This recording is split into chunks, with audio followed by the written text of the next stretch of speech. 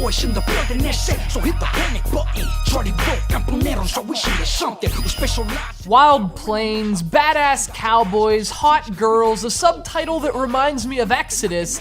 There wasn't a whole lot not to like about Call of Juarez, Bound in Blood. I mean, aside from the technical issues and lack of polish, but the game still had charm. That's why I was really excited to see the sequel, spitting tobacco and glaring at me from across the prairie, standing right in the middle of my work queue for the week. And yes, we have a prairie. It's vast. And prairie-ish. So imagine my disappointment when I load up the sequel to a fun shooter that takes place in the 1860s and hear rap music. Of all things, f***ing rap music. Not to mention the swearing Latino gangsters, the semi-automatic weapons, the Fox News look-alike.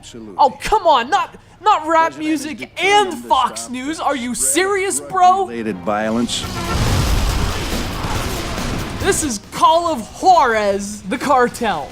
Or at least it's supposed to be. I'm hoping this is just some kind of cruel joke on a broski. There's no way Call of Juarez would go from a badass fire and brimstone preacher to a Halle Berry look-alike and some guy wearing a President Obama mask? How?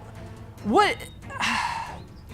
This is not change I can believe in, Call of Juarez.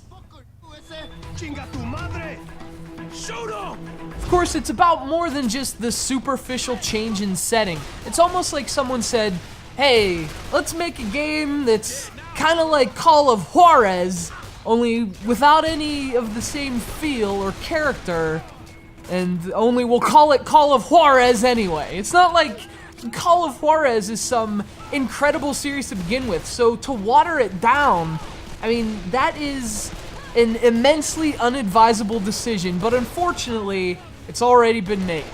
And my best explanation is that someone must have been really hot.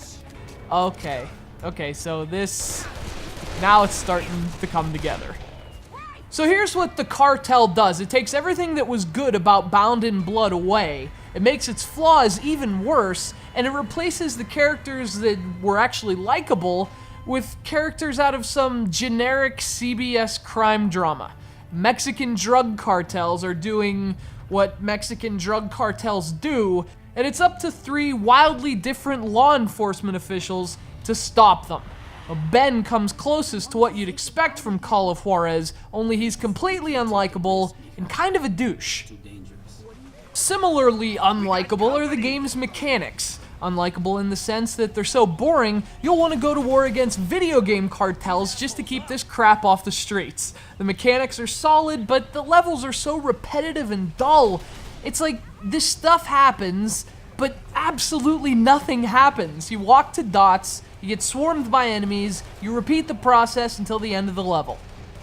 Oh, and once in a while, you might have to drive around too, which is about as fun as driving in real life. That is to say, I almost fell asleep and crashed into a ravine. And even that would have been a prettier sight than these graphics. The cartel tries really hard to capture the aesthetic charms of Bound in Blood, but it fails miserably. This game actually looks worse than its 2009 predecessor, which at least looked cool despite its technical flaws.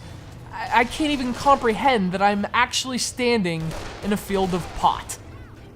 The game plays worse than Bound in Blood 2, but by now, you should be noticing a pattern. This is a really strange turn for the franchise, not only in terms of style and setting and tone, but also in terms of quality. And in fact, that's the most noticeable drop. And although you can play through the cartel with 3 different characters to get, different endings and such, you probably won't even want to finish with one character. It lacks horses, it lacks saloons, but most importantly, the cartel lacks fun. Watch out! Go! Jota!